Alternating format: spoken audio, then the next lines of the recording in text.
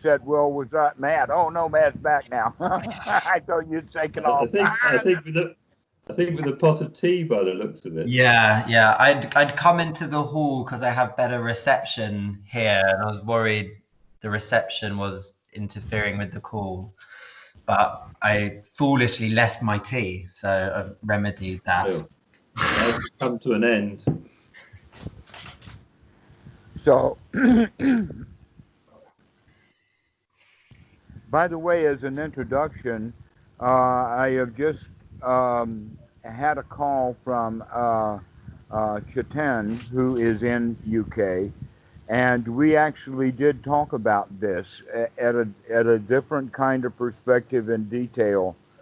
So when that one I'll publish it with tomorrow or something, and that will be worth listening to also because it has that kind of perspective. It's another way of looking at it. And even if I work really hard at trying to repeat exactly what I told him, it'll still be a different talk. So we're looking at right effort and, in fact, its relationship to other factors and features. So that when the other factors and features are weak, that means then the effort is needed to be strong. But when other factors are perking up and working correctly, then the effort becomes less requirement. But in any case, you can, in fact, clean out the mind. Ever so much effort it does take, we can clean it out.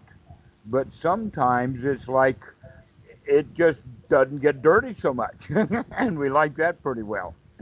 And the other one is that even when it doesn't get dirty so much, that so much is also really easy.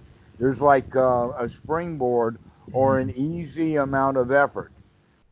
We could almost call it energetic, and that happens on its own. And I'll show you where that relationship is. And then there is another component, and that has to do with our enthusiasm for what we're doing. Now, oftentimes the enthusiasm does have something to do with drowsiness, like we don't care anymore. And so lack of enthusiasm is, in fact, not only a hindrance in a particular moment, but it's also like a skill that grows over time. As we become more confident in the Dhamma, our level of enthusiasm for it will raise. Perhaps a possible word we could use would be gung ho. That sometimes we're ho hum about something, but over time we get gung ho about it, especially if we come to a deeper understanding of what's going on. And so this gung ho quality we can also see as enthusiasm for getting the mind in good shape, to get it unified. Yeah, go ahead, Rob. If I had a question, when you say gung ho, do you mean sort of you become the wild explorer? Kinda, yeah. Kinda, yes. That's a good analogy of it. But the important point is that we're enthusiastic for the Dhamma in the sense that we're on a discovery expedition now. We really, really want to know things to their depths. Okay, and it's not actually excitement, but it does have actually the way that the Buddha describes it is that it comes out of determination. Determination is the starting point. But the intermediate then is eagerness, because actually determination and eagerness are very close together, but determination has that effort in it, and eagerness has its own effort. Yeah. Okay, so now we're beginning to understand this relationship about eagerness. But the source of the eagerness is determination. and that the source of that determination is knowledge. And that knowledge would be basically the knowledge of the Eightfold Noble Path, and most specifically the knowledge of the Four Noble Truths, or the knowledge of dukkha, dukkha nirodha. Once we understand what really is the problem in my life, I really want to get out of it. Mm-hmm. And that's the birth of that determinism, that we become determined. We know that this is the right thing to do. That's, in fact, the third knowledge, and it's when we come to understand that no other teaching is like that. Only the teaching of the Buddha has this quality of giving us both insight as to what the actual problem is and a direct method on how to get right out of it, with proof immediately that it works. And by practicing it over and over again, we will eventually change the time scale. And what I mean by that is that when we're really little kids, that we spend more time in joy and in play and in curiosity and writing on the wall and all kinds of stuff. And only occasionally do we feel really bad, like when Mom comes in and scolds us for writing on the wall. Well, I just spent 10 minutes of really happy time writing on the wall, and in 1 minute my mom destroys that, and now what am I going to remember my whole life is not how much joy I had on writing on the wall, but how much I suffered for it, getting caught and punished. All right. In fact, this goes right back to what you and I, Matt, had talked about before, and that's the quality of don't punish children for their wrongdoing, but make sure that this is a learning experience for them so they can be rehabilitated. Mm-hmm. And give a child something better to do. Take pictures of his writing on the wall and show it to all the family and all of that kind of stuff. Those conversations I've found really helpful. It's like, and also emphasizing the bigger picture. It's like, what are you trying to do with your children? To teach them to be miserable or to teach them to be happy? And if that's the big picture, it changes how you respond in all of those sort of micro moments. Well, unfortunately, the three of us were not raised that way. Our parents had older ways and wound up with punishments. And so what we do then is we carry around those memories of punishment dearly, and so we continue to punish ourselves needlessly. Actually, for me, it wasn't my parents. I had a very free upbringing. It was much more school. School, yeah, they'll do it. They'll do the job. It wasn't my parents. Especially a Catholic school, but any school will do. Every school I know of is really quite excellent in ruining a child's happiness. Yeah. And not only that, but they present, with the teachers in authoritative position, they present that hierarchy of one up, one down, that then the young kids who become bullies are merely modeling. They're modeling the teachers. Hey, the teacher is a bully. I'm going to be a bully too. As a teacher, I feel like I ought to say that there are schools which don't do that. I'm very proud to work in one. Yeah, well, we'll give you enlightened schools of credit. Absolutely. We need more. We need more of that kind of school. Yeah. But I relate to what Robert was saying. My schooling, I look back on my schooling now and I feel like it's got more in common with like 1950s education than it does with the education that I'm providing now. Like, it's my primary education especially was appalling. All right. So getting back on track then, every kid starts off with a predominant mind moment time frame of spending more time in joy and less time in frustration, anger, upsetness, and tightness. And as the child gets more introduced into the society that's built that way, the child winds up spending now more and more of his time in uptight, afraid, and buying in all of the society's bad habits that may or may not be transmitted either vocally or non-vocally. In fact, that we get indoctrinated and nobody ever says a word. We just begin to look like and act like and feel like they do. We use them as role models. We ought to treat them like dinner buns, but the this role model concept then is kind of a trip that we run on ourselves about coming up to our own standards rather than as adults figuring out what's the right kind of standard for me to live up to and then start living up to that standard instead. An example that I would make would, instead of living up to the standards that we had thought were correct because of our childhood upbringing, we decide that now our standards is to be of unified mind, to be joyful, to be loving, to be friendly, to be free from dukkha, watch it and look out for it. So now we have a different kind of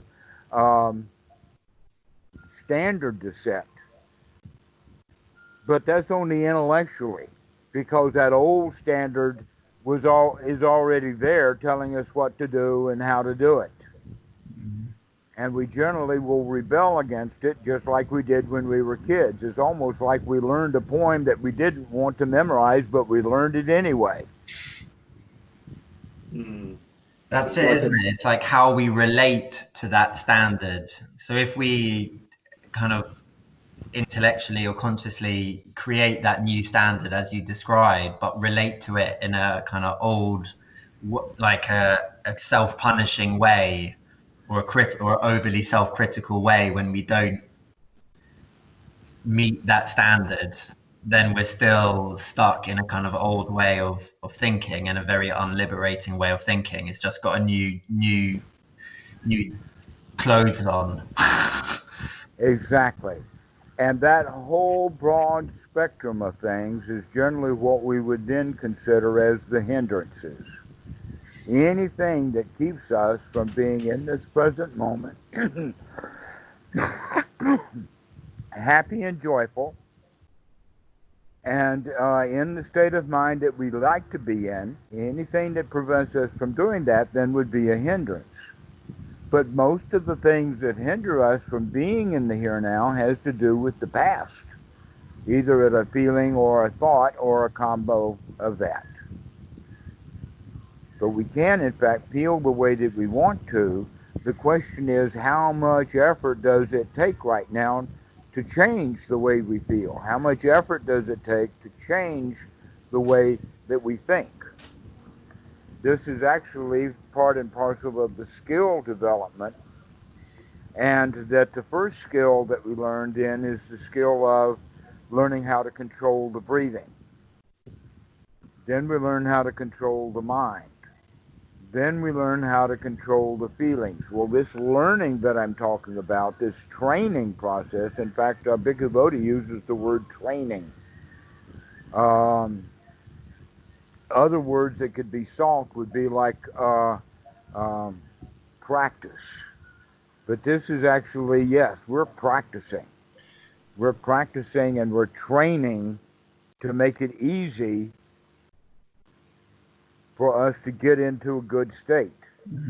I like the word cultivation as well. I like the idea that we can like cultivate certain positive mental stances and attitudes and positions. And So now you can see how that when we have a fully developed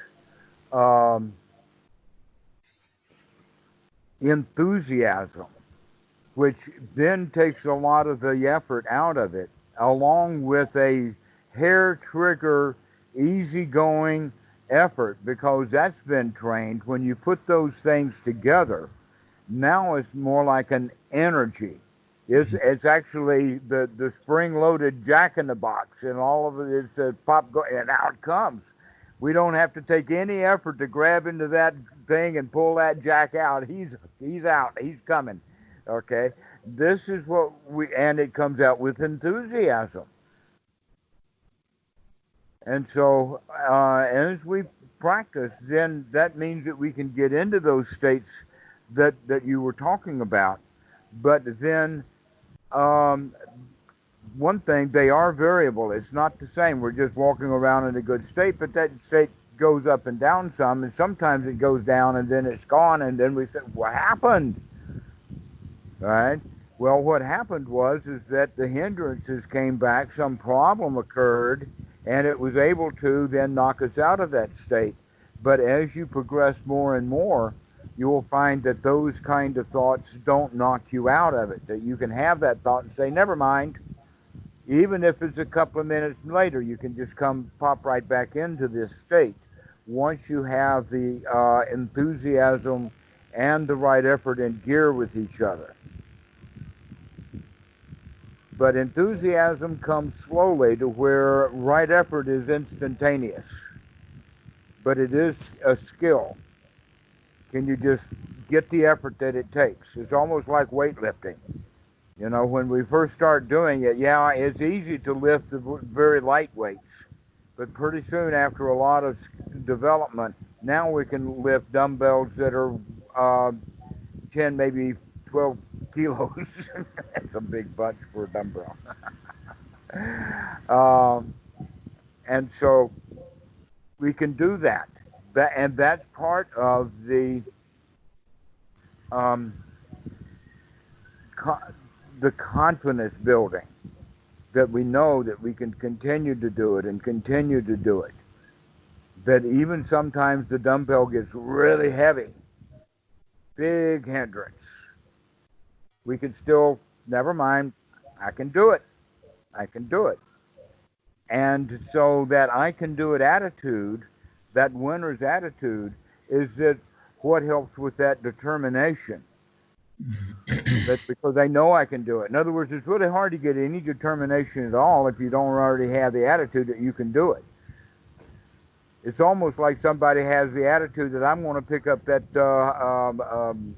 let us say, 100-pound bag or a 50-kilo bag of cement and take it over there to the other side. And then when we get our hands on that 50-pound or that 100-pound bag of cement or 50-kilo bag of cement, we wound up finding out how heavy it is and how much effort it's going to take to pick it up. But never mind, we've already determined that we're going to take that thing over there. And so no matter how much effort it takes, we put that thing on the shoulder and we walk over there with it. And so this is kind of that determination point, that we're determined that we can do this. In terms of like determination and how it relates to kind of clearing the mind of hindrance, sometimes it's quite subtle though, isn't it? Because it's not like a bulldozer. It's not just like bulldozing away the hindrance, because sometimes... You're exactly right. My analogy just... Well, no, but a much better way of looking at it is like that it's a game of whack-a-mole. Whack-a-mole? Yeah, you've seen the game of whack-a-mole. What the hell's whack-a-mole? Yeah, and one of the moles that you have to whack is the body, another one is the feelings, another one is the mind, another one is this hindrance and that hindrance, and whatever comes up, and whack, I got you. Okay. But I think what Matt's getting at as well is that one aspect of the right effort is just enough effort. Precisely. The subtlety to apply just enough. So here's the question is, how much is just enough effort to pick up a 50-pound or 50-kilo bag of cement and carry it over there? Or another question that I could ask for that, how are you going to handle getting arrested? Here you are sitting in the back of a truck with your handcuffed. What are you going to start thinking about now? That's what I mean by the kilo. There's sometimes that things can get really heavy. So what And the, and the answer to that, of course, is, yeah, I'm going to enjoy the ride.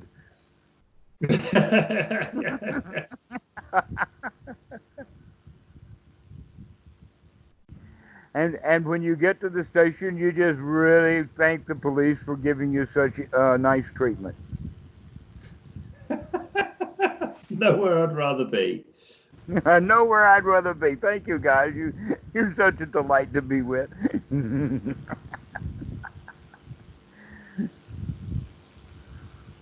So this is what I'm actually getting at when I'm talking about something very heavy. Thanks for putting my feet to the fire on that one.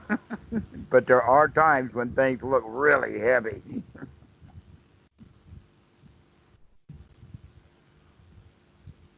But there's, How about just by mistake, you happen to wind up being in the custody of the Taliban and they think you're a U.S. spy? How are you going to handle that situation? That's a heavy situation again. yeah, well, yeah. Even with your Yeah. accent, it's a fake accent.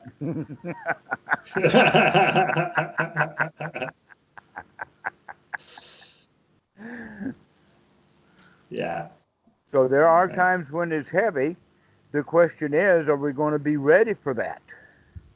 Sort of fire drills, sort of getting ready for the really heavy stuff. Because sometimes, and in fact, the really heavy duty one, the most heavy one of all, you're going to die. Mm-hmm. How are you going to do that one? Yeah. You can go, yeah. So part of what getting ready for life is basically getting ready for death. We're getting to the attitude that I can handle anything, even my own death, and I can do it good enough.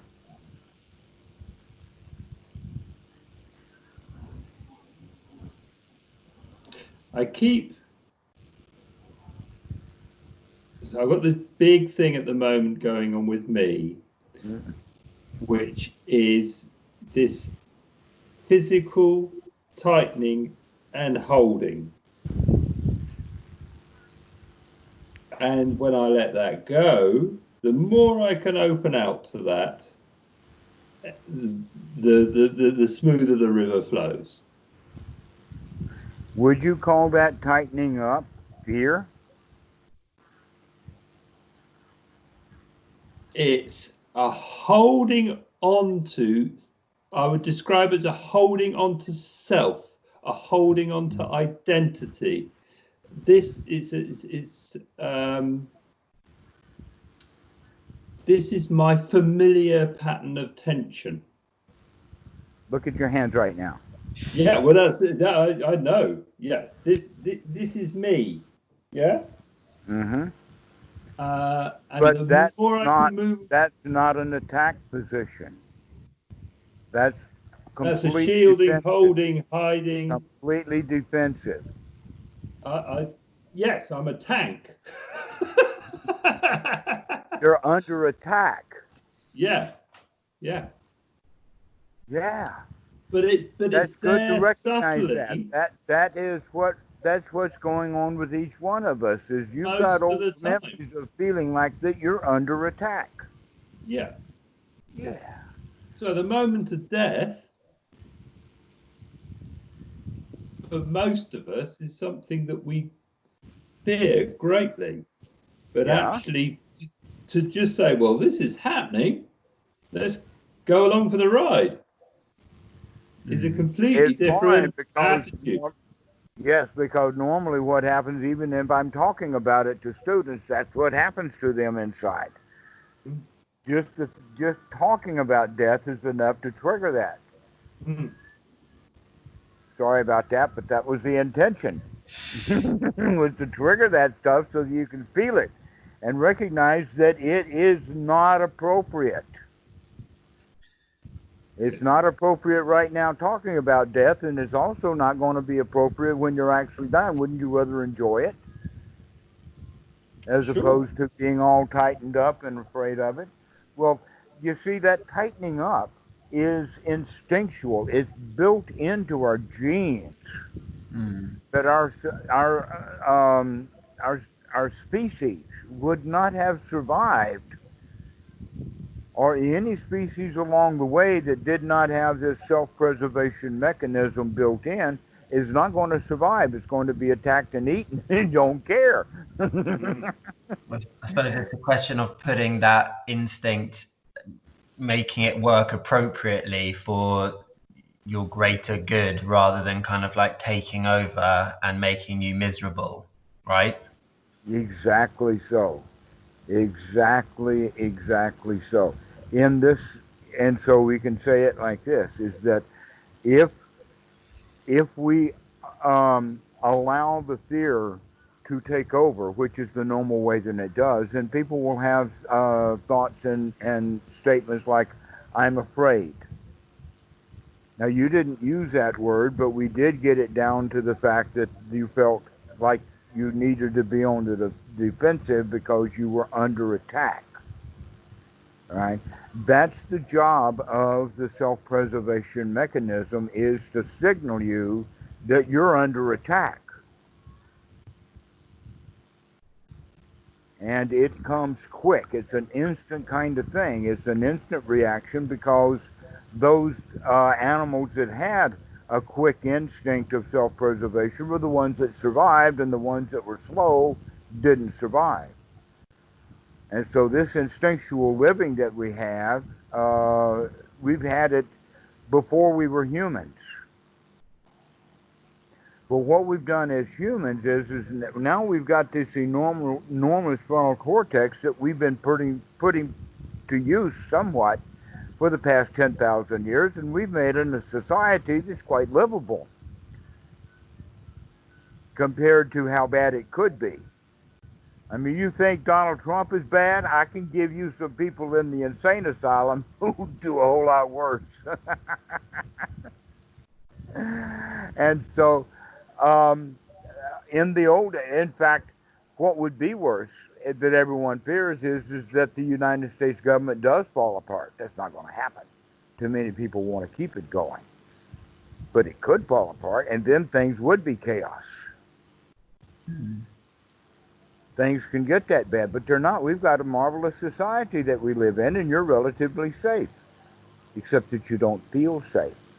We started out feeling okay as children, and then that old mechanism got kicked into the society, the way that it teaches children, and now we've become afraid and in the habit of being afraid, and we've carried that into adulthood. So that now the ratio is, instead of being 80% in good feelings and 20% in bad feelings, now as adults we wind up being in good feelings only about 20% of the time, and the rest of the time we're murking around in bad feelings, or feelings that we would prefer not to have if we were mindful of the feelings that we're having. But most of the time we're not mindful of the feelings we're having. This is Right, just exactly. normal. Even when you're feeling good, you don't even know it because you're not paying attention. But Robert, what you described in terms of like in practice, you become aware of the fact that there's like a tension and a holding on and like a kind of bearing down, and then you relax that and then more smoothly let the stream take That's you. That's That's like exactly right. Once you catch that, if you can catch it while you're sitting in meditation, and now that we've talked about it and you mentioned it, you know it, so you can be on guard for that. So if that feeling comes up, you can say, "Aha! I see you now. There you are." Well, I mean, one of the first signs I have of it is the breathing. Once Uh-huh. the breathing starts to become shallow and squiffy and restricted and tight and in here, as soon as there's that awareness that comes, and I just almost think of letting go of the eyes, letting go of, it sounds weird, but letting go of the ears, and just emptying, then the breathing just starts happening again. It's all, you're doing it indirectly. Mm-hmm. I suppose it's like you do that talking about like practice as training for dying. It's like you do that often enough, and then at the appropriate moment when you need to let go, you let go, right? It's like a training in letting go. Yeah, you just jump. Here we go. Well, the Buddha did use on occasion, but not so much as he did in the beginning. In the beginning, it was quite common, but later it was more selective, and that is to send the monks to the charnel ground. Do you know what is the charnel ground? Like basically, it's the boneyard, or it's the Combo City dump and cemetery. Mm-hmm. Okay, and we don't have such places now. I guess people could get into the morgue for on some pretense or another, including, hey, I'm a Buddhist meditator. You got any dead bodies for me to throw up on? I promise I won't. Because that's why they don't want anybody in the morgue, is because most people don't have a strong stomach for it. And one of my favorite comedy skits is Mel Brooks performing an autopsy while he's got 8 or 10 students behind him watching what he's doing, and his intention is for every one of them to pass out. I've not seen that. Where was that? Yeah, it's on the YouTube. Mel Brooks autopsy. Okay. Yeah, okay. I'll check that one Do out. Mel Brooks autopsy and see what you can come up with. Yeah. Because he wants them all to throw up. Why? You know, well, he's just being Mel Brooks at that point. But the whole idea then of doing these autopsies is getting in touch with that fear and disgust and icky feelings that we have inside, so that we can do it mindfully and know that, hey, wait a minute, that feeling is not so bad at all. I can, in fact, the guy who's doing the autopsy now felt that way the first autopsy he saw, but now he's actually doing it. If he can get over those bad feelings, so can I. We can learn to deal with these disgusting feelings. And so the way that the Buddha did this, there's actually a sutta, I think it's number 4, I need to check on that because I've been giving that number out too often, of the Buddha actually intentionally confronting his fear by going to dangerous or fearful places and sitting there or standing there, so that, and I guess where he was, because I know that Bodh Gaya is close to a river, and in those days it could have been swampy. So I'm imagining a tropical swamp with swamp gases and all of that, and so everybody thinks this place is spooky, when in fact it's merely just dangerous. But that's where the Buddha went to deal with his danger or his feelings of fear. And so that's something that we can do also, except that we don't have to quite do it at that level, because we can bring up those kind of fears without having to go after swamp gas. I mean, a video of an autopsy will really ring your bell.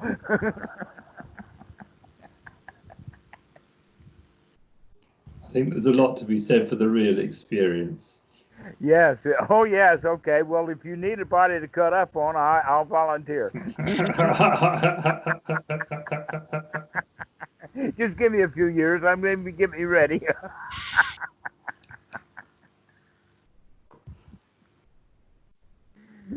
Be sure to get a plane ticket to Thailand and bring a bone saw.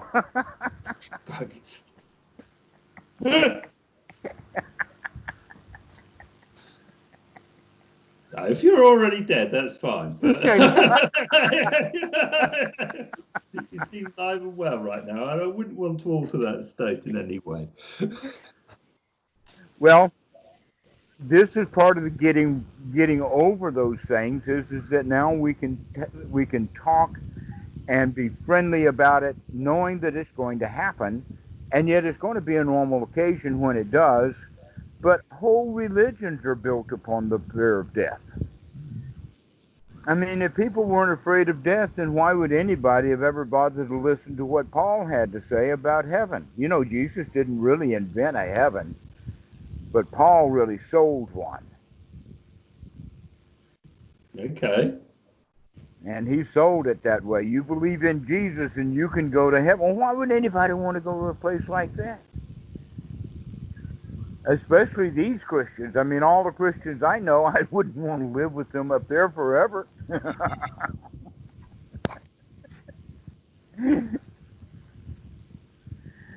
So it's always the promise that covers over that fear of death. Once we recognize that the fear of death has to be dealt with directly, that there's no other way to deal with it other than to deal it with directly. We can't promise ourselves things or tell ourselves stories or find out what's going to happen later or any of that kind of stuff. The direct reflection is, I'm going to die. And that's okay.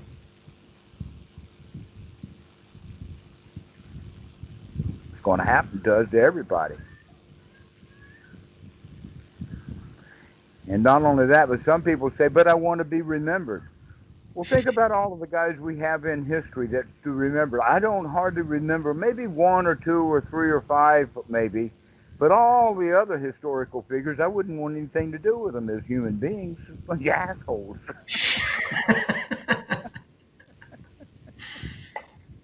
I mean, King Herod, who wants to know anybody like that? Pilate? How about any of the emperors of Rome? I don't think any of them would be worthwhile being around. We have a whole long history of humanity that have not lived up to the challenges that they could have. But we can. So we can forget about all of that old history and everything. So that thing of I want to be remembered, it can be like a very unwholesome sort of desire, can't it? Oh, yes, it is. But Isn't it it? can Just also, it can be more wholesome. It can be like, I want my actions and my interactions with people and my relationships with people to have a positive, net positive contribution. Do you know what I mean? Like that appreciating that kind of like interconnectedness of the world and of life. I think I want my children, I want there to be like a warmth, and in my relationships with people I want there to be a warmth, so that when I'm dead there's like there is some positive impact. Do you know what I mean? But like in a really like small way, like not in a self-aggrandizing way, just in a, we do have impact on other people, and that impact can be positive or it can be less positive. Yes, but it's not at your point of death that matters. No. The point of contact when you actually did have a beneficial impact on that person. Yeah. That's the point that matters, and that's what they'll remember even after they forget that you're dead. Yeah.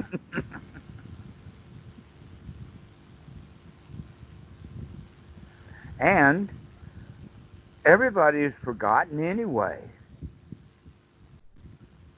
So it doesn't really matter. In fact, I think that wanting to be remembered after death has not only the quality of the fear of death, and then somehow I'm permanent because I live, or my reputation lives after death. It also is closely associated with that name, the issue of name and fame, or I want to be known, or in fact, all of this fits into the high fetter that we in Pali is called mana, and that we translate that is conceit. The conceit of I am. I want everybody to know who I am. It's funny looked at from the perspective of non-self, because when you're kind of looking at the kind of intricacies of like consciousness, perception, intention, will, and seeing through them as not self, the idea that your reputation could be self is, beyond absurd, isn't it? That's right. Our reputation doesn't exist. Yeah. Except in the minds of humans. That's the only place that it can exist. And that reputation then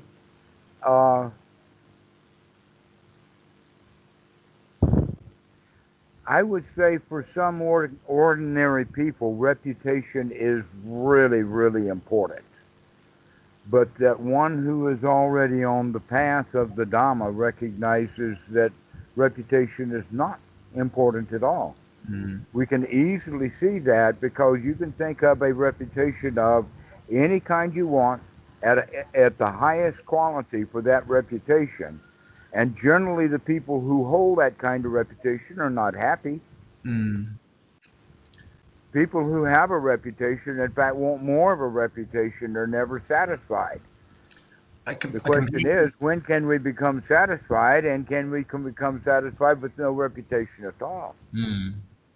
I completely agree with you regarding reputation, but do you see the point I'm making about the difference between reputation and impact? Like in the sense that I want, Oh, and I don't, absolutely. yeah, Oh, absolutely. But impact may not be remembered, even though it's of no, great value. But reputation, you want to be remembered, and you don't care what impact it was. no, impact. I actually, the way I sort of see it personally, it's actually, it's a very like humble thing. It's not a very ambitious.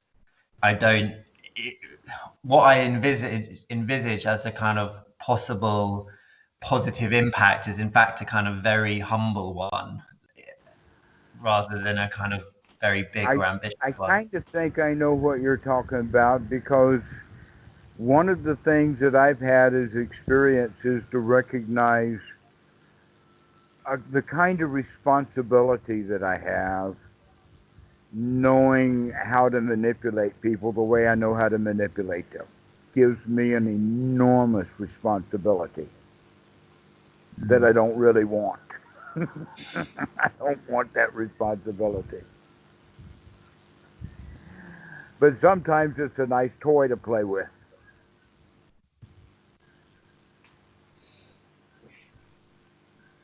Well, I mean, the Buddha couldn't have done what he had done if it wasn't for his reputation, surely. Say that again? The Buddha couldn't have done or achieved what he achieved without a reputation. Yes.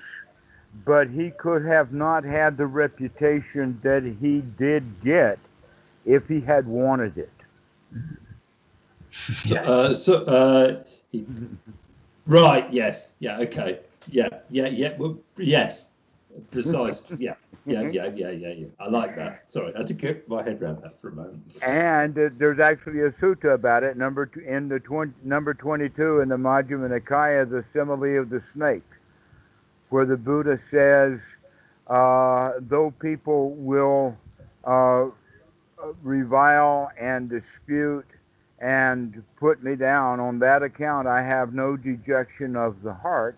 And if people revere and send accolades and speak well of me, still I have no elation of the heart on that account. There's a practice in Tibetan Buddhism where you. I haven't finished the quote.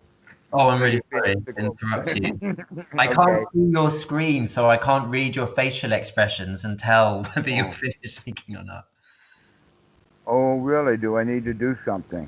Yeah, well, I don't know what Robert can see. I can can see see you both wonderfully well. it's my slow computer probably then. Don't All worry. right, well, I'll turn my camera off and turn it back on again. Hang on, 1, 2, 3. And now it's off.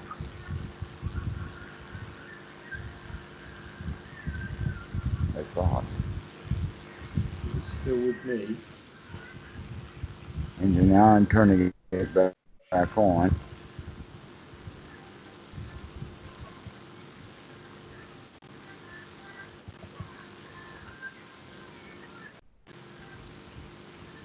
And it's there. Wait a minute, one more time.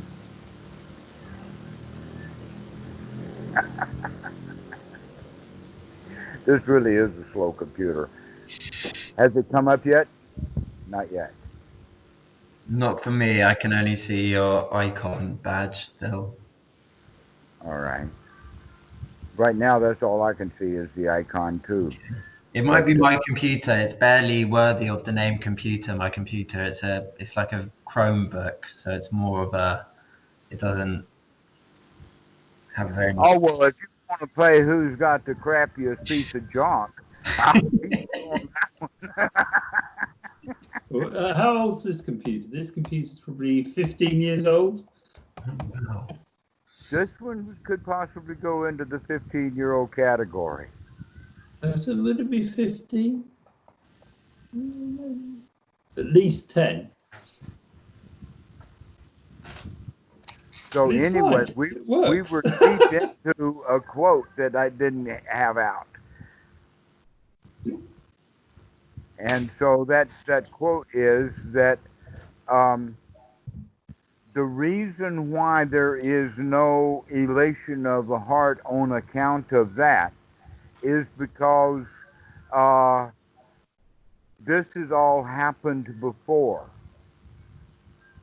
I ought to get the exact thing out of it, but the basic is that it's a been there, done that. It doesn't matter that people praise me because I've been praised before. I know what that's like. I know what the benefits and the trap. And if people have accused me, I've been accused before. And so that's basically once we get experience in dealing correctly with being revered or reviled, then being revered or reviled doesn't mean anything anymore.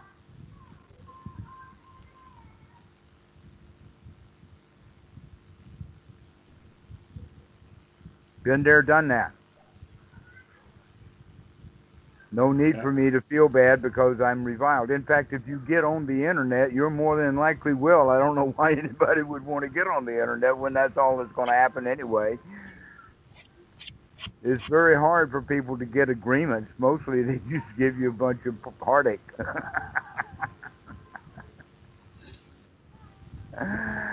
And so when we have the mind then of the Buddha, then that we can recognize, well, being revered and being reviled don't mean anything because we've already been there and done that. Now, in that level, what that means is that the one's right effort, when we hear being reviled, one's right effort and one's sati comes to the fore immediately so that we don't have to go the normal old way of feeling bad when we're reviled or feeling good when we're revered. So this is actually a part of the practice of sati. So at that moment, with right effort, if you're being reviled, it would be rather than responding emotionally, it would be to kind of inquire whether your behavior or actions or speech or whatever sort of warranted censure in that way, and then to kind of deal with the consequence of that inquiry, but rather than just kind of reacting blindly and emotionally negatively. Precisely. In fact, Robert, what we could say is that reverence that they had for the Buddha was because of the way that he handled it when people came to revile him. But there's several sutras about that. One of them is the guy who gets angry and the Buddha talks to him about, well, you're a householder and you have parties, don't you? What happened if all your guests came to your party and nobody ate any of your food? Who owns the food after your party guests have left not eating it? And the answer is naturally the guy owns the party food. There it is. It's in his house. He bought it. He paid for it. They walked out. They didn't eat it. It's his. The Buddha then says, so is it true with your anger? You have presented me a party and I'm just not having any of it. So who owns your anger?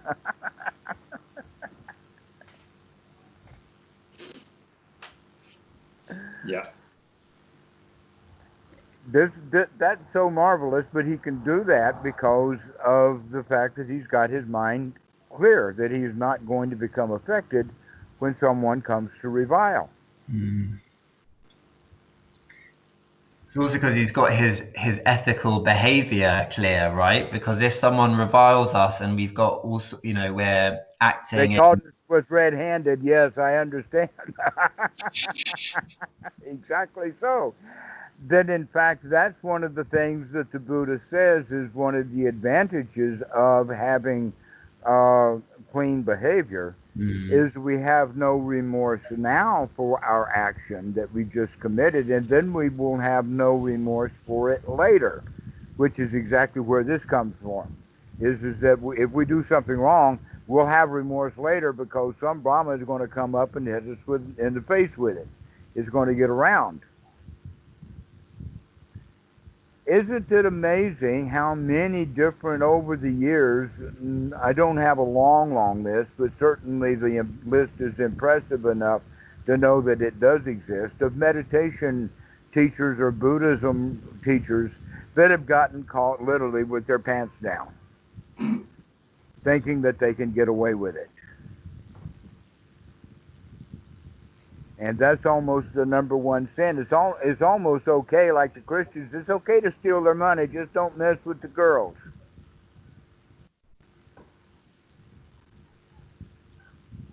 Yeah.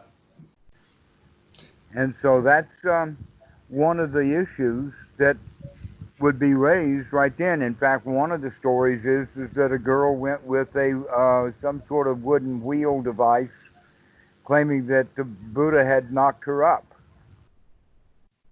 But it must have been easy enough to see that she was not pregnant, that she was carrying something.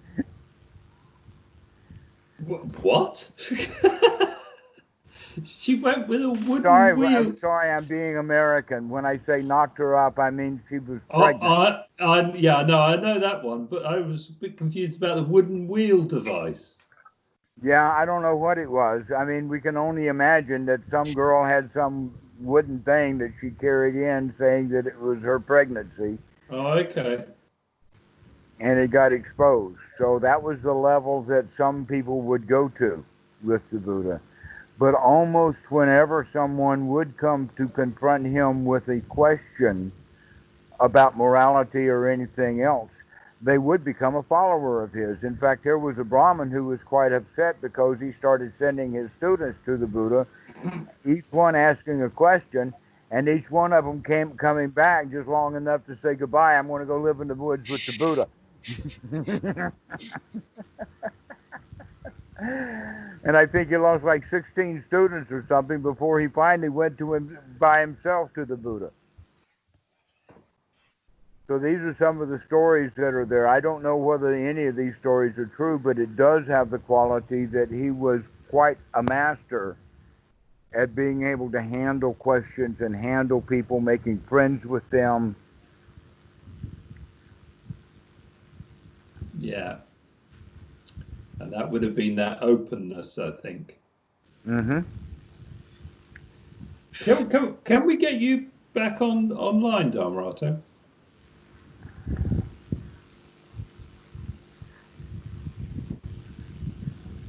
Well, there it Hey, is. It was online, but it turns out not to be. Matthew, can you see? no. Oh, say, can you see? I can see. I can see.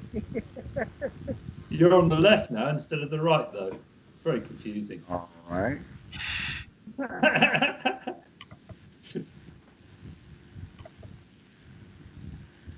So, I can see you now. There we go. I can see Excellent. you now. Excellent.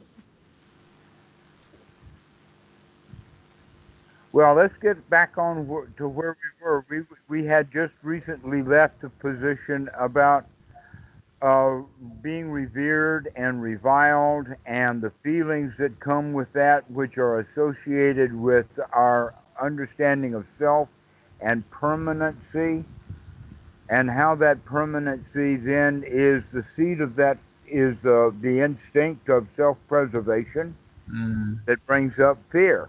So when people become afraid, they want to have a good reputation. If they have a good reputation, if they've got fame, then they have what they call made it. Or even in the mob, they have the quality of a made man. which means now that he's safe. But all of this is magical thinking.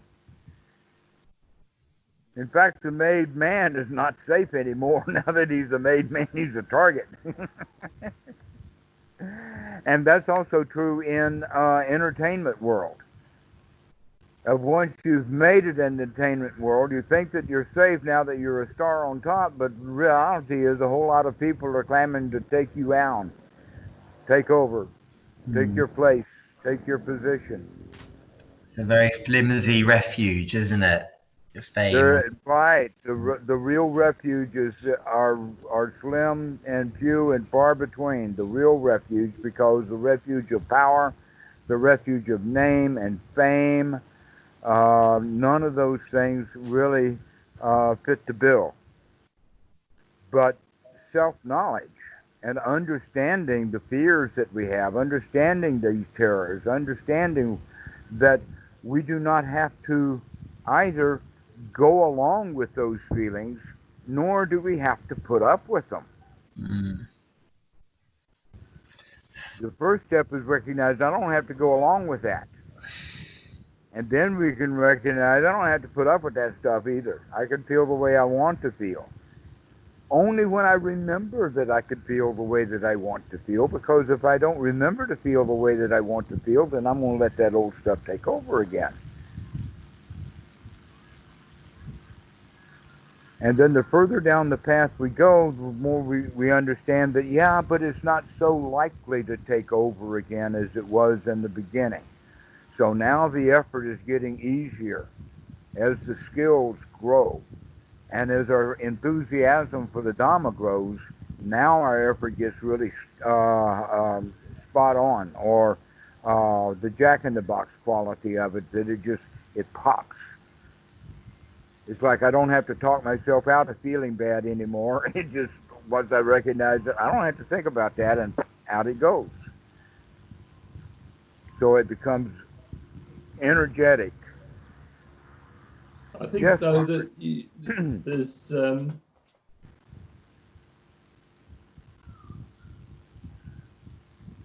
my own finding is that all of a sudden something will catch you out, though.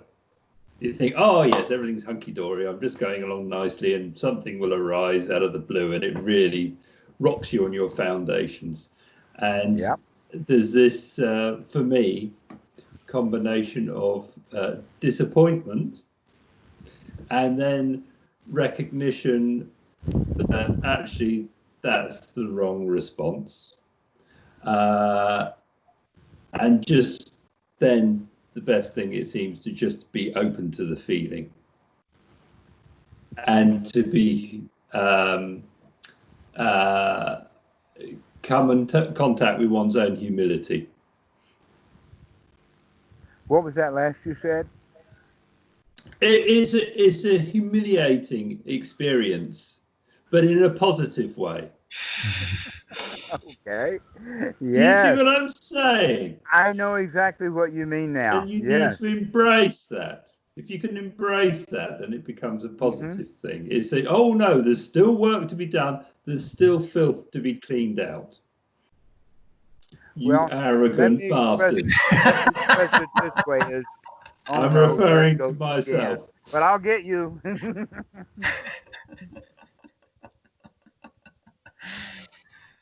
Yeah, so I can relate to that, Robert.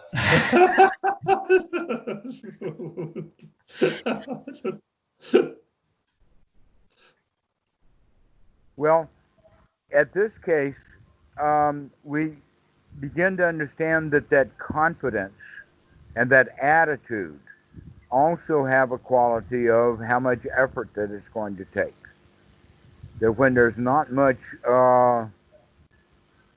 maybe we've been looking at it wrong in the sense of how much does it take has to do with the attitude about whether you can pick it up or not at all. Like going back to that bag of cement that I'm trying to pick up, if my attitude is it's too heavy and I can't pick it up, then I'm not going to ever get anywhere with cement. So we have to start at that level. This is one of the reasons why the Buddha wants everybody to get over seclusion, to get over by yourself, so that you don't have 50-pound bags of cement to pick up now. You've only got marbles that you've got scattered all over the place. Let's go pick them up. Okay. And so getting things easy so that we can get some skill at picking things up and throwing them out, picking things up and putting them in their place, picking things up. It means that we can remember that we got to pick it up, and then the effort that it takes to actually pick it up.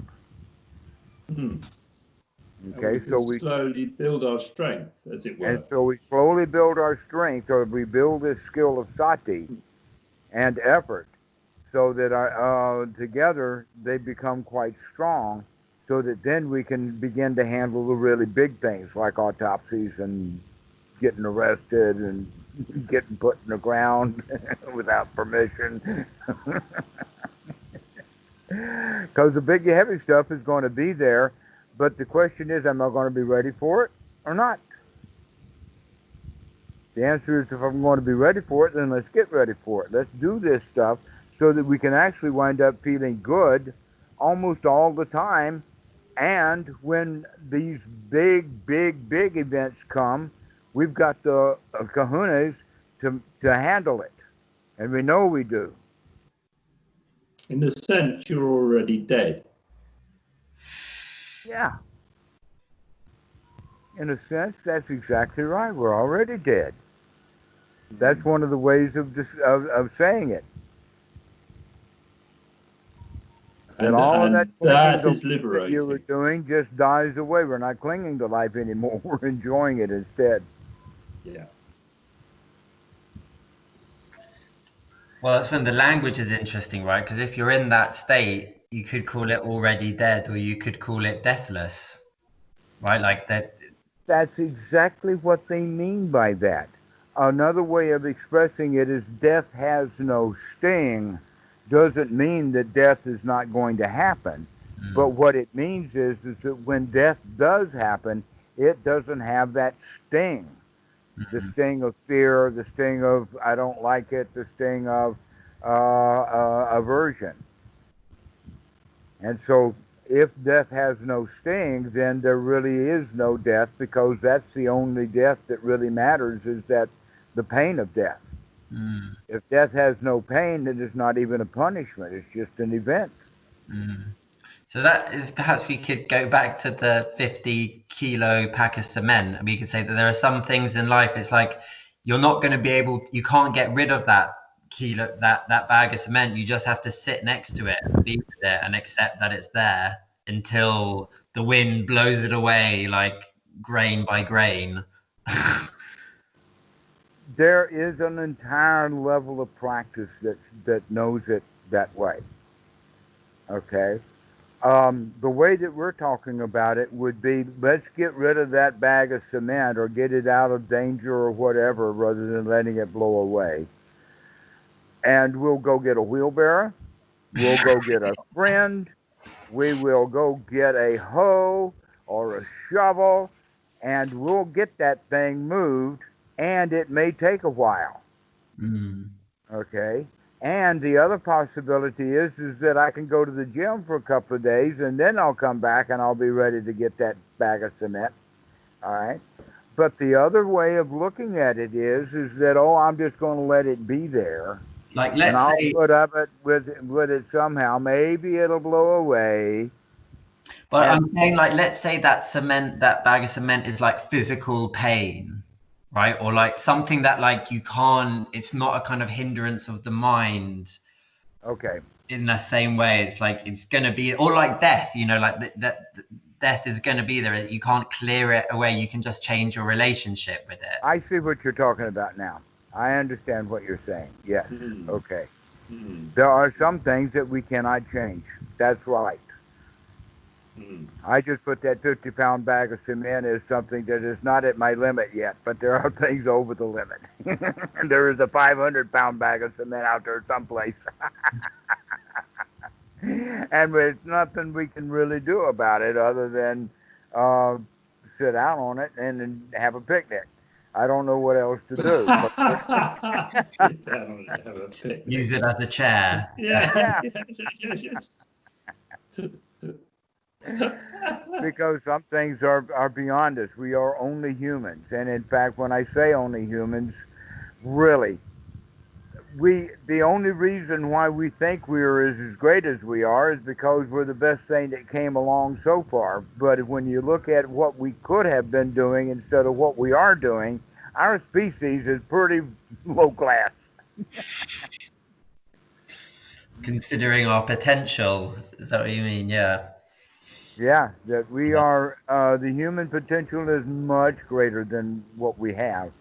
And that the point that we're missing here is that we think that that potential has to do with technology, cities, transportation, and all of those kind of things.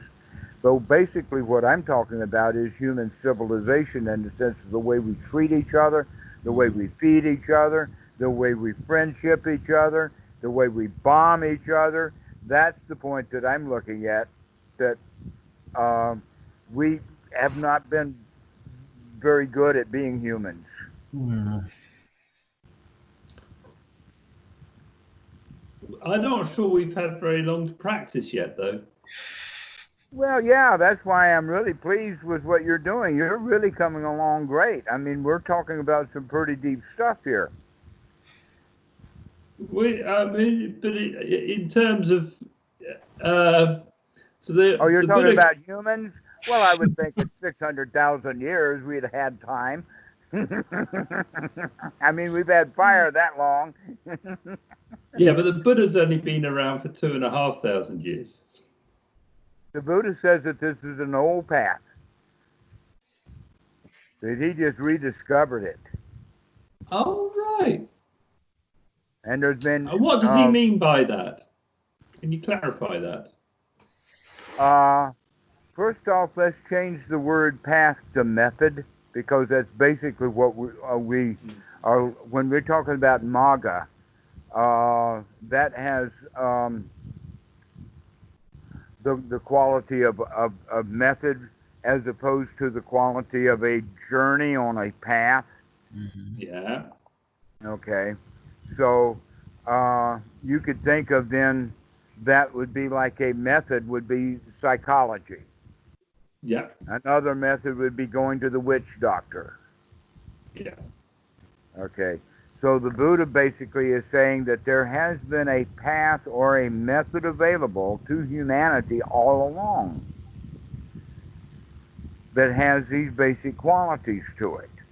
And that these basic qualities are predicated on the fact that everybody throughout history, no matter what group or what age or what income or society they were in, everybody suffers and everybody don't like it. And that we have been building religions around that point ad infinitum.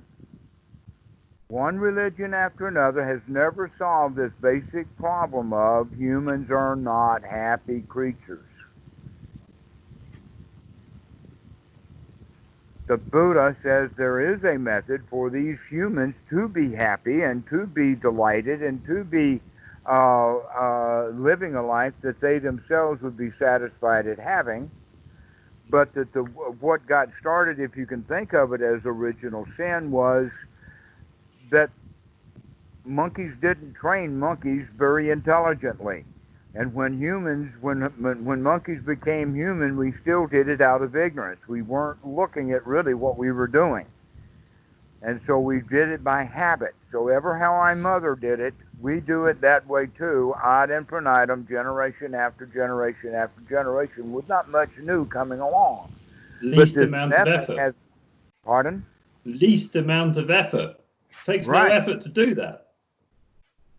But there's a lot of suffering involved with it, a lot of unhappiness, and part of it is because of this instinctual feelings of keeping us alive is based upon a let us say a chemical reaction within the body that we experience it, and it's got two qualities of it. One, it's designed to motivate us, which means we're not supposed to like it. Run away from it. Yeah. Run, okay. That's what this whole thing about adrenaline is that it pumps you up and gets you ready to run away or to fight. And here we are, all of these dangerous creatures, all dressed up, ready to fight, ready to flee, and we got no place to go, and we got nobody to fight. Because our society has, at the surface level, solved those problems, leaving each one of us human beings to figure out that we do not have to follow along on our ancestry to live in the primitive times that they lived in, that our modern society is cool, baby. Why not be cool too? Now, some people will say, oh, yes, but our society that we have today is really dangerous in some places. And the answer to that is that's certainly true. But every one of those people are also smart enough to get out of that place so that they can find a safe place. But still, they will feel unsafe.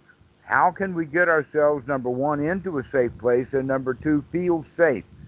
That's the dilemma of life. And many of us solve one of them. We get out of our dangerous place, but we don't get out of the feeling of being in a dangerous place.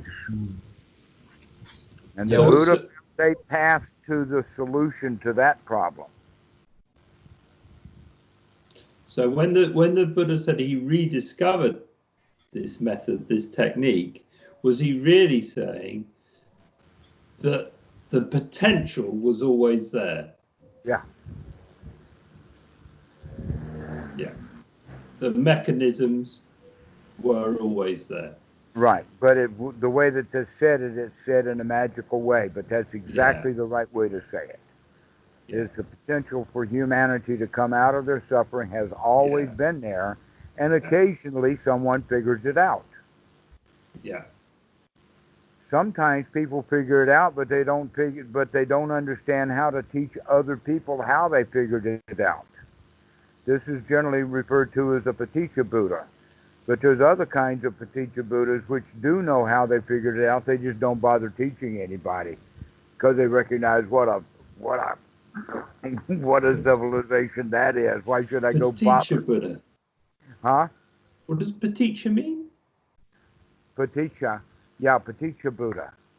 Yeah. They're the Buddhas who don't teach for one reason or another. Right, okay. Like either they don't know how or they don't care. Mm.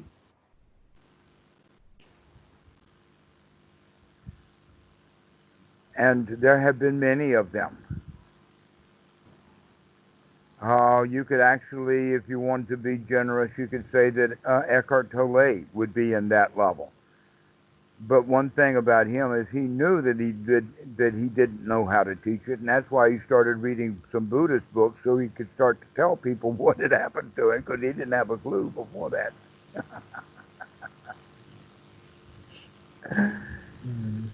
So basically we had started off on the issue of right effort, and we had talked about enthusiasm for the path that grows, and when that enthusiasm gets really strong, then that helps our effort along, almost to the point that enthusiasm is enough, because we're so enthusiastic about the path, it doesn't take hardly any effort at all. But that's going to come back and forth. It's going to go in and out. It's going to wane, just like any piano player who's professional will know some days he's got a good day and some days he's not such a good day. So things are going to go up and down. And for piano players, let us say the number of factors are few, but within one's whole life, the factors are great. Many different things can trip us up.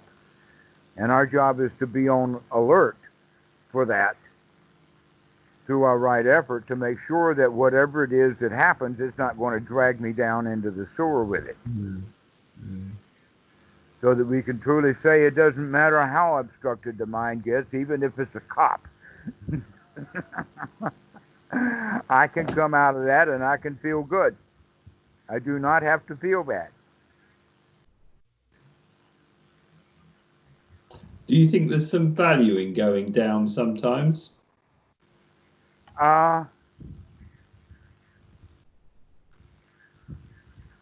Yes, but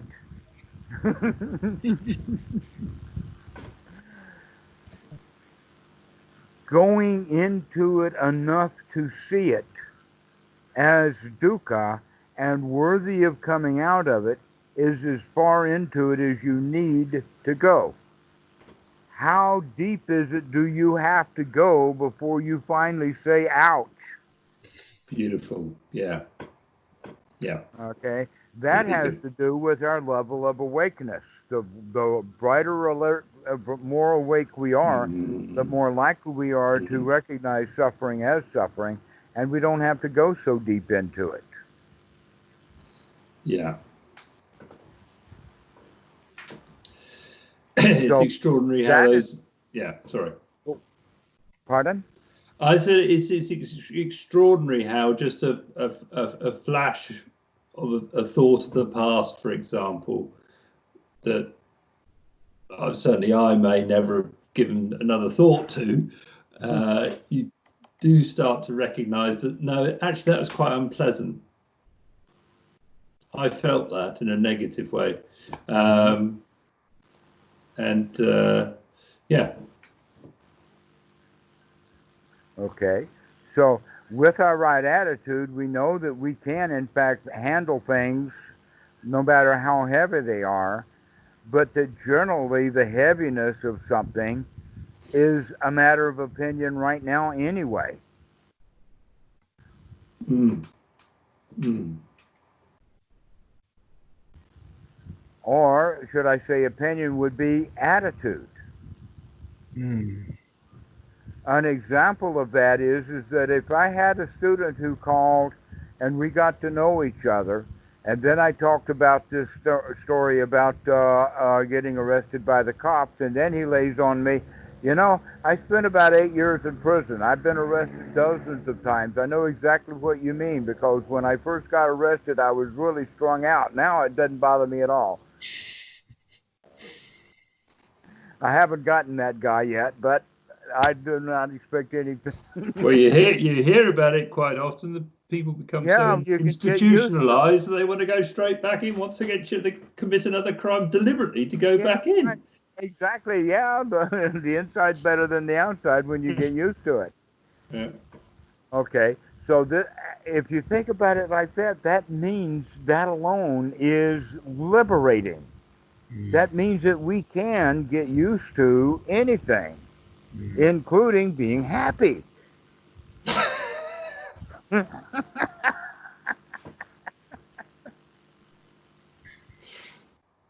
So what you just said before, that right attitude, it Hmm. changes that relationship that we have with, say, like a thought from the past that comes in, and it, if we kind of if we see it with right attitude, we can kind of show maybe some love to the part of ourself that suffered then, or we can show, there's a way of relating to it where we don't have to throw it out. We don't have to kind of crush it and throw it away because we're scared of it and how it can bring us down. We can see it, Hmm.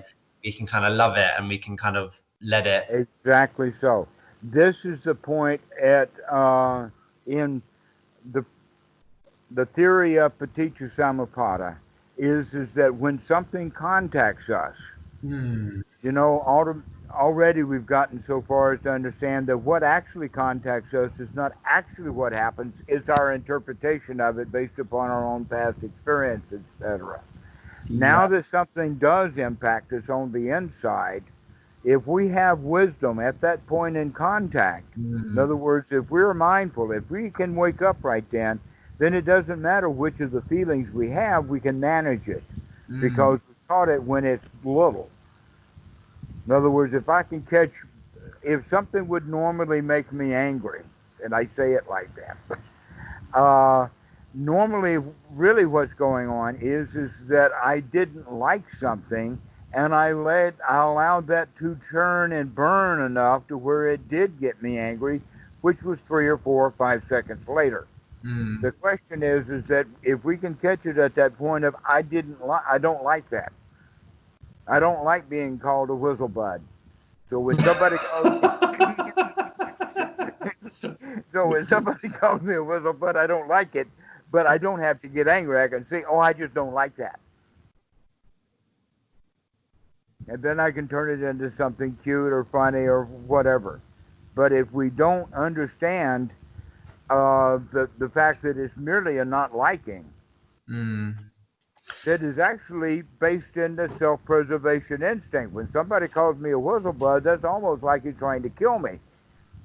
I think it's a really important distinction, though, that you make there, because it means that the feelings themselves are, because I feel like there's a danger with like oversimplistic understanding of this, that people can kind of reject, can end up suppressing and rejecting a large part of experience, whereas actually it's about a skillful relating to experience, and in skillfully relating to experience, you end up actually letting go of what's not wholesome and conducive to happiness, and you end up cultivating what is, but it's not through a rejection or a suppression. It's through a skillful relation. I'm not even sure that we should hold our noses when we talk about subjugation or suppression of thoughts. Let's use this analogy. Imagine that you've got a dog that is in the habit of barking at the wrong time. Lucky here. And what we do with it is a combination of getting her attention while she's barking, but as soon as she calls herself off, or when she actually begins to turn around and walk away, that's when we give her the glad hand. Right, Lucky, come on, let's go, yeah. And then by the time she gets up on the porch, she feels at home and loved and all of that again, even though there was that shout out to get away from what you're doing. Okay, so what happens, though, that I've seen many, many times is when people fuss at the dog, even when the dog has changed its behavior, they continue to fuss. And then when the dog comes close, now they actually want to punish the dog, when in fact the dog just did something quite marvelous. He came when he was called. And they're punishing him for it. In the dog's mind, okay, well, that's the way that we treat ourselves also. So think about it from that perspective of, yes, we can call that feeling down. We can say, I see you. But the suppression of the feeling would be the continue of the suppression of the feeling, even after the things have changed around or turned around. We continue to suppress, etc., when in fact that's the wrong behavior now. It's not staying up with the flow. Yes. Okay, and so we can let the feeling back in safely. Yes, precisely. Through skillful contact, right? Relating it to Paticca Samuppada, it's like there's been contact with this feeling, with this memory, with this whatever, and if we can relate to it skillfully, it need not take over the wheel of like misery that it could have potentially. Is it Vedana? It's that point you're into Vedana, yeah. Right. The word Vedana itself in the Indian languages, according to some of my Indian friends, actually has itself a negative connotation, and I could see that. At one time, I thought that good feelings would be good, and bad feelings would be bad, and confused feelings would be confused. But now I understand that confused feelings generally lead to sadness or to fear and confusion and doubt. Not liking something leads to ill will and hatred and otherness and racism and all of that kind of stuff. But liking something also has the disadvantage of, I like it, I want it, I've got to have it, I got to control it, I've got to, okay. So that's the cycle system that we're breaking up. I don't see any suppression anywhere at all. We're just simply breaking that stuff up before it gets big enough to need to be suppressed. Yes. It's getting in there before it proliferates and before it spins a story and before it latches on to all of create. Before it goes all okay. So you have the Vedana, which is the feeling, and then then the Tanha, which is the craving or the wanting.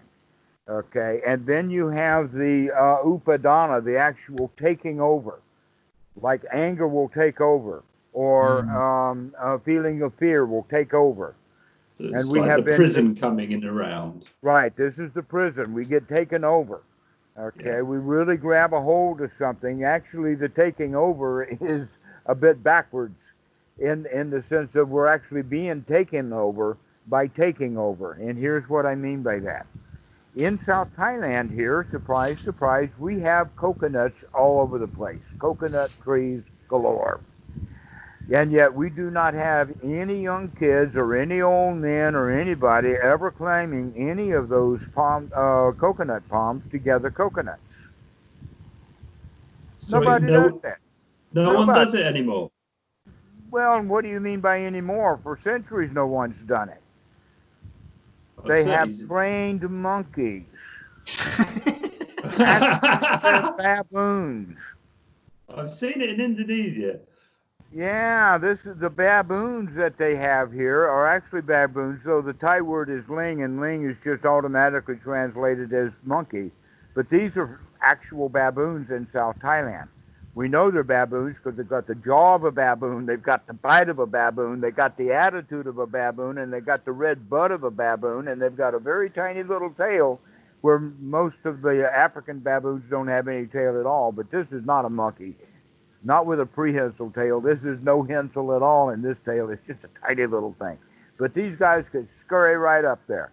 Okay? They've got actually a university. I know a few of them. A university for the monkeys, and they also is like an auction market. I mean, there's literally a slave trade. And they train the monkeys. They have 2 jobs that they have to learn. Actually 3. But climbing a coconut tree is not so hard to teach. Figuring out which coconuts are ready is the second job, and then the next job is learning to twist it around so that the spine becomes weak, and then gravity will pull it to the ground. But the question is, how did they get those monkeys in the first place? That's where this story comes in. These monkeys are wild. And the old monkeys are smart to this, so who are out in the wild, but the young monkeys will do this. The men will take a coconut and put 2 holes in it, and then string a rope that's knotted through that hole so that now that there's the bigger hole, the monkey can get his hand in, and then the other end of the coconut is a rope that's tied around the tree.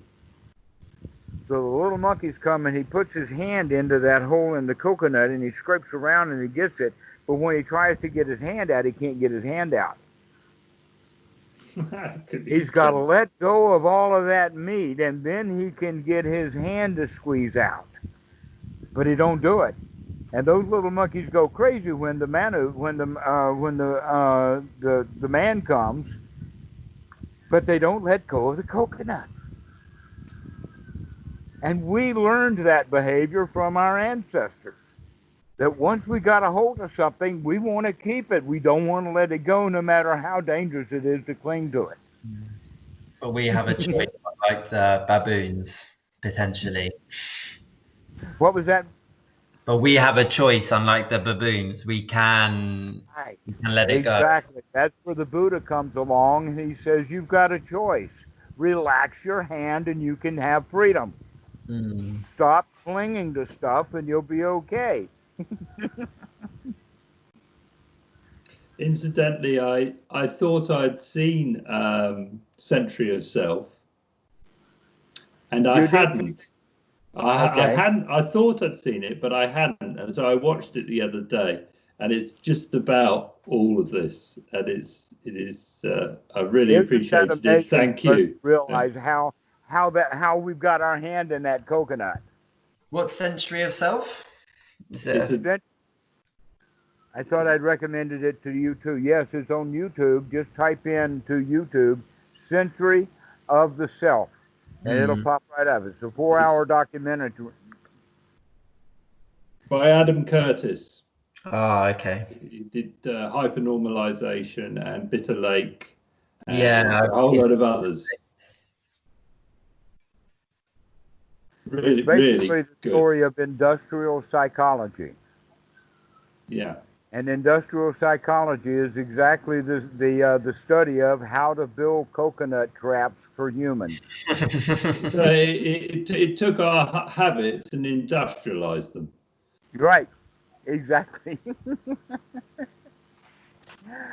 But if we begin, so that this is where that whole point about sati becomes so important, is if we can see what we're doing, then almost as if we can really see what we're doing, it takes no effort at all.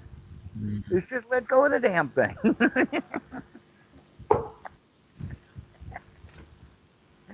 But in the beginning of practice, it's so strange that it does take effort.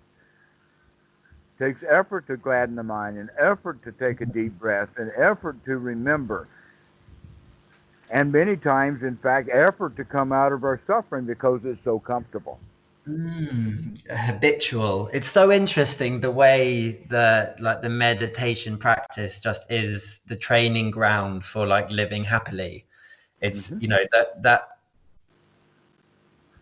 because the meditation feels better, feels richer, feels deeper to the extent that you can do these wholesome, skillful behaviors, and in so doing it retrains you, right? Like it trains your mind to let go when it contracts.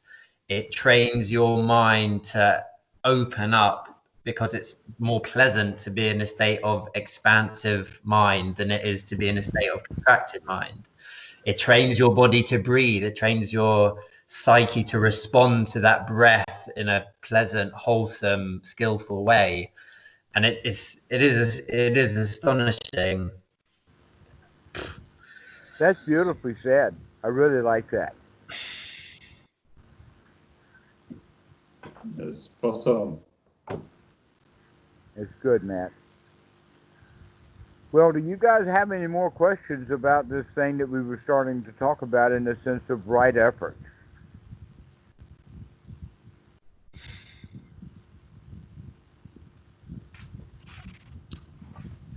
There's got to be a question up there on the ceiling someplace. Yeah, there it is. So what the conversation about right effort, I suppose it kind of inspires me to kind of playfully approach life and situations with a like discernment about when to put in the effort, when is it needed, and when to ease back, to let go, and to enjoy, right? Because those are the Exactly. sometimes you need to do one and sometimes you need to do the other, and when you try to do one when you should be doing the other, it doesn't quite work. Well, you have a marvelous toy. Having a whole human being all to yourself to play with is such a marvelous gift.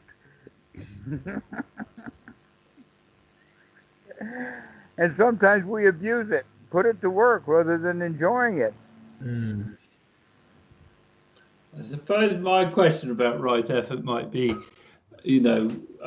with my meditations now, I've sort of increasingly thrown the rule book out, and it's becomes this playground. Yeah.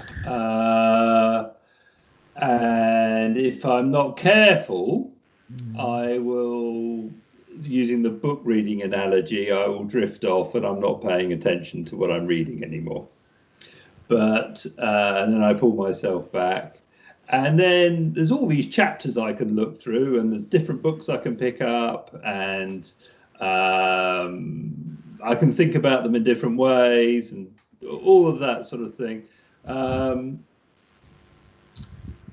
I guess that's fine. I mean, there's no particular problem with that, I wouldn't have thought. Or am I wrong? one of the problems that I find with books is that it's hard for the book to surprise you. Now, I know that authors try that a lot, but that's basically what the Dhamma teaching is all about, is to surprise the student, to begin to say, wow, look up, like wake up. And it's hard to do that with books, because books, all they have is kind of dry information. But Maybe not enough jokes. Maybe if we put more jokes in our Dhamma book. I think that's where the openness comes.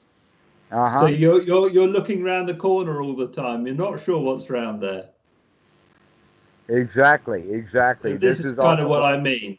And what I meant is that you can get into this. It's very easy to get into this kind of dream state where you just sit in the corner and you can't be bothered anymore, rather than getting up off your butt and getting out there and looking around the corner. Yes, this is actually an energizing. I mean, the Buddha would not have put right effort in his Eightfold Noble Path if he didn't expect both for you to do it and to get the results of having trained that. That we do become vibrantly alive. We become clear. We're taking deep breaths. We're oxygenating the body. We're getting things going. And we're also becoming lightweight. In a way, it's almost like taking the old clunky Ford pickup that I've got and turning it into a hot rod. Some carbonation, please. Carbonation. No, sorry, not carburation. Carburation. Carburation, please. Yeah, some more breathing. Yeah, let's get some breathing going. Let's get fuel injected. Supercharged. Yeah. So this is the way that we're practicing, is that we're using these combinations of things to get our energy up and going. This whole quality of getting enthusiastic about the Dhamma is such an enormously valuable quality that the Buddha talks about this in the system of knowledges, that this is actually becoming eager for the Dhamma is the sixth knowledge. So we eagerly start watching. We eagerly want to stay on guard. We eagerly are inviting sati. We really do want to know what's going on. And so that actually almost replaces the effort, because the eagerness for it is there. It almost becomes an energy on its own. Effortless effort. Then I don't know who invented that, but that's exactly what we're talking about. That sounds like Zen or Tibetan or something. Well, it's probably the bit in the factors of awakening, at the point at which it becomes. You often talk about when the sati becomes relentless, when the joy becomes relentless, when it stops being something you're doing and it starts being something that is just done, right? It's just right. I think the word is unremitting, but we'll use relentless. That'll do. It's a bit like siphoning water out of a tank, isn't it? You suck on the pipe, suck on the pipe, suck on the pipe, and then it starts coming through and it just flows. Exactly. Siphoning. We begin to suck on it, and finally we get a mouthful of gasoline. You know where I've been siphoning.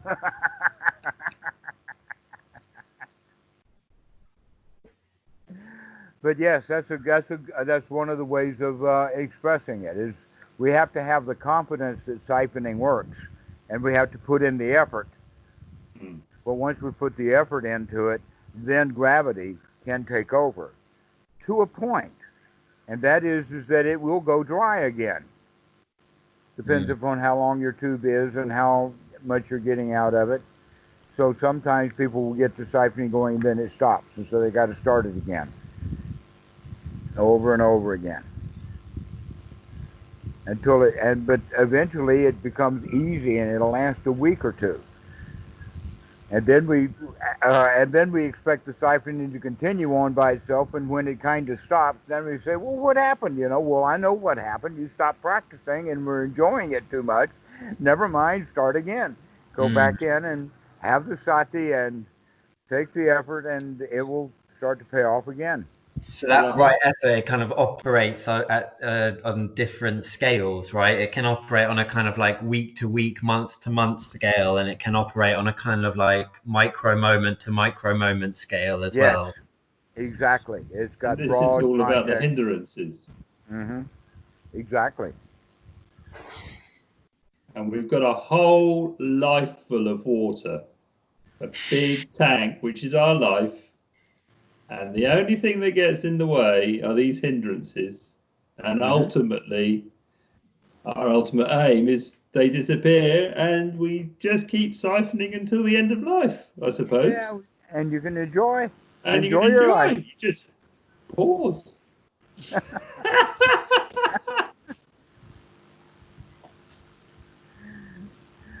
And it really is a matter of attitude. It's that joyful attitude that gives us that change. Because otherwise, the original one was an attitude of kind of a loser or a victim or uh, loss of power, that we don't have control over our feelings, that the feelings are there and we don't have any control of them, and then the situation gets screwed up, almost in the sense of, and humanity has dealt with this for so long, and it's called destiny or providence, that we wind up seeing how things are going to go because we don't have any way of making any decent changes. Our personality get kind of fixed and we don't have the tools, which means that we can see how things are going to wind up. An example of he who lives by the sword dies by the sword. Yeah, But the guy who puts the sword down is unlikely yeah. to get into sword fights, and therefore he's now unlikely to die by the sword just by putting the sword down. So long So as he's the, carrying the sword around, he's likely to get stuck. so you solidify. The child ultimately solidifies, and then that becomes destiny. Hmm. Exactly. But it only becomes destiny because we don't know that we can change the destiny, that we Yeah, are in yeah, fact free from that yeah, destiny, our choice. When we're not making any choices, then the destiny gets set. But when we're out there yeah. making choices, then we can choose our own destiny. So the Buddha was around at the same time as ancient Greek tragedy, which is completely predicated on the idea of destiny and suffering. It's really funny. Someone should have told them there was another option. There's a guy about 1,000 miles over there. He's got Yeah, another. yeah, He's giving us a choice. He's got yeah. a He's got better a way out. idea. Yeah, there's a new plan, new way of living. We do not have to live according to the destiny that we were. Let us say that we gave ourselves through the habits that we built up through ignorance when we were children. Mm. That becomes our destiny. But we can go against that destiny and we can do what we want to do, especially in the sense of how we feel. Mm. But we have to let go of that self to do so. Because if we You hold have on to to let that go of that old self. self that Exactly. we created as we kind of came through adolescence and into adulthood, then that self does have a destiny. That self has like an arc that they're going to go through. Exactly. The self has the destiny. Uh, and the argument then is about free will versus being destined to do something. Do I actually have the free will? And the answer to that is generally people who follow their destiny don't have will, they merely have the destiny and they're following it. But if we're going to have will, that means we have to make our choices. And by Mm. doing that, we have to come out of the old way of doing it and come into a new way and take the right effort to do that. Therefore, this kind of will is not free, it's expensive. Mm. But once we pay the price for this will, the expensive part of it, now it's free will. Now we can do as we choose and please, but we can't, it doesn't happen as just all of a sudden it's befallen us. It doesn't come free. But It comes through effort. are we really doing what we choose and please? And by that I mean, it's if you use the analogy of a sailing boat, yeah, and yes, I'm getting on my boat in England and I want to sail to the United States of America, yeah, I am still reliant upon those winds, and I don't know where they're going to come, when they're going to come. What are you talking about? The wind? Yeah. So, okay. So what, you're relying upon a whole lot more than just wind. You're relying upon that boat. You're relying upon the waves, the ocean, and your food store. And wow, are you? And in fact, that's a really good way of recognizing how interdependent we are. We really are not dependent at all. And conditions are changing constantly, and we are, as free individuals, having to adapt in the most appropriate way to those conditions from moment to moment to moment to moment to moment. You just brought up one of my favorite analogies, and that is about the sailboat, because there's a distinction between landlubbers and sailors in that the sailors have sea legs. To where a new person that has never been on a boat before, when that little, especially in high seas and little boats, they're just all over the place, right? But the experienced sea captain, he can walk around that boat. He can get quite around it. He's got no trouble. Why? Because he's got sea legs. Okay? Now that we understand this quality of sea legs, in the Pali, the word is called upeka, and it's generally translated as equanimity. And in a way, that's what this captain, this sailor has. He's got the equanimity to walk around that ship or that boat that's just all over the place. So if you have the equanimity, you still have choice despite how dependent your existence is. But really, yes, exactly, because at that point of sea legs, that captain has to be alert to what that boat is doing every fraction of a second. He's totally in tune with causes and conditions.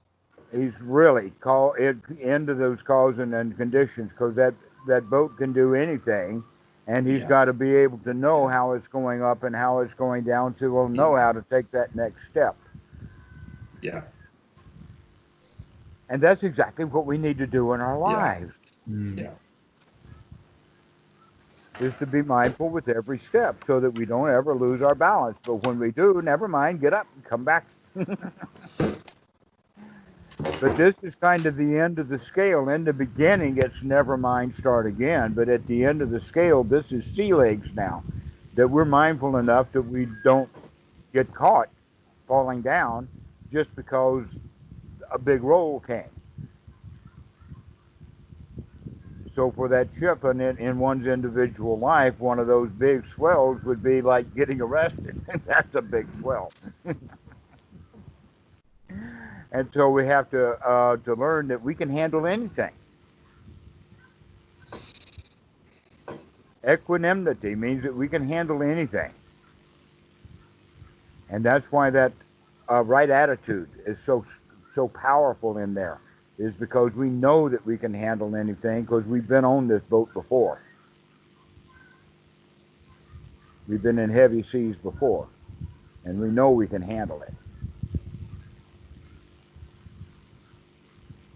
And so for that means that now that sea captain, he doesn't have to work so hard to get around that boat. But the new guy who's on the boat, wow, is it so much work for him to get around. And so that's a way of explaining it then. I like that. Thank you for bringing that issue of the boat up, because it really does have quite an understanding or way of picturing or understanding or the analogy about how can we learn to ride the waves of life. Well, this has been a marvelous talk, guys. We've already gone almost 2 hours now. So, either one of you have any parting words with this? Just thank you both. Much Thank appreciated. you. Yeah. Thank you. Okay, guys. Lovely Thank to you. see you again, Matt. You too, Robert. Take it easy. Yeah. And thank you, Dhammarato. I'm the one that won this one. I'm the one that's having the most fun. I've really So I have enjoyed to it. say thank you, guys. Thank you. This is such a joy. Go well. Speak to you Okay, both see you. again soon. Bye-bye.